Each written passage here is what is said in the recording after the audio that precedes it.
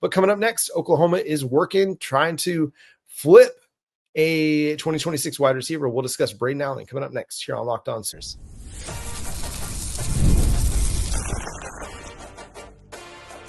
You are Locked On Sooners, your daily podcast on the Oklahoma Sooners. Part of the Locked On Podcast Network, your team every day. Thank you once again for making Locked On Sooners your first listen every single day. Shout out to all the everydayers out there tuning in, subscribe to the show wherever you get your podcasts. We're part of the Locked On Podcast Network, your team every day.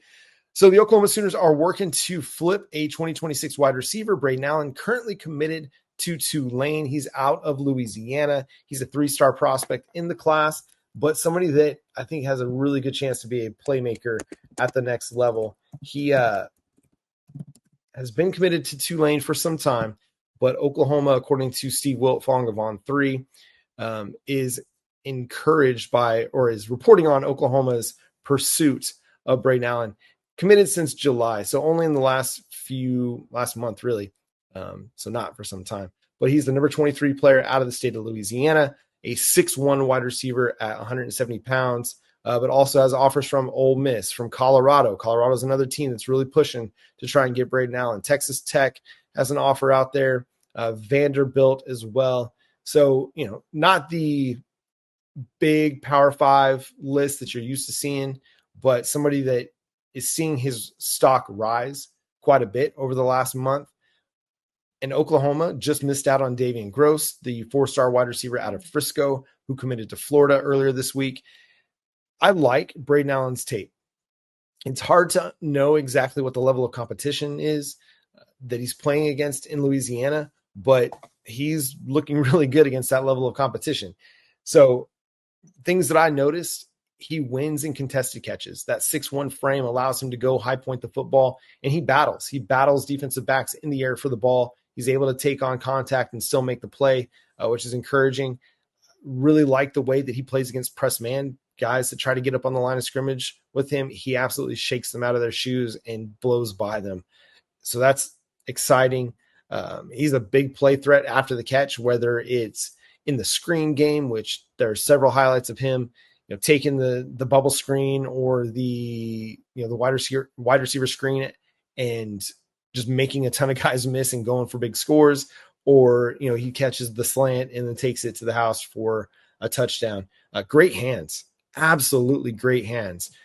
Sometimes it's easy to evaluate wide receivers, or it's difficult to evaluate wide receivers because the quarterback is just putting every single ball right in the bucket and they don't have to make any adjustments to make the catch. They're able to, cradle it in and make the catch. They don't have to extend their arms in different directions to show off that catch radius. And so it can be a little bit difficult to evaluate those guys.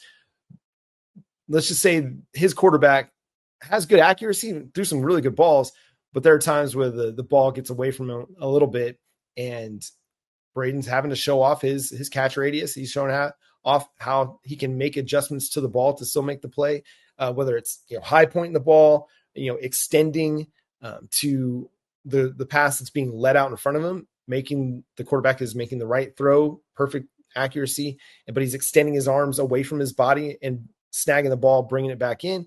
Or there was a couple times where he's going to his left and the ball gets thrown, back to where his back shoulder, but behind him, but he's laying out and he's making an extension to the football and bringing that in. So I like his hands. And sometimes the hand stuff, you can work on your hands. You can get better with your hands, but he's got elite hands. And I think that's an underrated trait for a wide receiver. We so much we talk about speed, we talk about agility, we talk about big play threats, size, all that stuff. But hands, it doesn't matter if you're fast if you can't catch. It doesn't matter if you got great routes if you can't catch. And he has really good route running. He's got really good speed. He's got really good size at 6'1". Got to fill out the weight a little bit, only 170, but he'll do that. But if you got great hands, and you can win a lot, because you can win even when you're covered. You can win in a contested catch situation. The quarterback can trust that when he throws you the ball, you're going to catch it. You're not going to have a concentration drop. You're not going to be wide open down the field and then drop the ball. No, I'm excited. I'm encouraged. Listen, I know a lot of folks are gonna be like, oh, 3-star you, whatever. It's fine. Say what you want to say. He looks like a good football player to me against the level of competition that he played against. And that's always going to be a caveat in recruiting. A lot of the time, the reason that these guys are 3-star prospects is because of the level of competition, simply because of that. Not because they're not good football players, but because it's harder for the evaluators to judge, okay, is this a good team that he's playing against? What's the defensive back situation that he's playing against? But Brayden Allen, he looks like a baller, man. He looks like a guy that can play football. And I'll be encouraged if Oklahoma can get him to flip from Tulane. Again, Colorado's also trying to get him to flip because you need to continue to fill out that wide receiver depth chart. I don't think that they have to go 3, 4, or 5 deep at wide receiver this cycle because of the youth that they have on the roster right now, but get another guy at least. Just get at least one more to go with Daniel Odom, the 4-star prospect out of Florida. If you can pair him with Brayden Allen, I think that's a really good duo to bring in to continue to work and develop that depth chart. And you can, kind of retool in 2027 and try and find some blue chip 5-star, 4-star wide receiver guys that you can continue to build that depth chart out with. But Brayden Allen, good football player. If Oklahoma is able to land that commitment, I think Oklahoma fans should be excited. If not, it's going to be tough because, again, he's already committed to Tulane, which we know Tulane's going to have resources to retain him. Colorado is pushing as well. And we know the draw of Coach Prime. But I think with what Oklahoma's going to do offensively this fall, I think that's going to encourage some wide receivers to maybe reconsider some of their decisions from the spring and the summer. But that's going to do it for today's episode of Locked On Sooners. Thanks so much for tuning in, being a part of the show. Subscribe to the show wherever you get your podcasts. We're part of the Locked On Podcast Network, your team every day. Make sure you follow my buddy Jay at Unfair Sports and check out his channel, Unfair Sports, over on YouTube. You can follow me at John9Williams and read my work covering the Sooners over at SoonersWire.com. The show is at Locked On Sooners on all of your favorite social media platforms. What else? Oh, yeah, we're going to do buy and sell on Friday. We'll go through some Friday fan feelings. Jay will be back. We'll discuss the defense in what happened in the scrimmage and why you shouldn't necessarily overreact to the idea that the offense dominated the defense. Just be more encouraged by what the offense did, not discouraged by what the defense didn't do.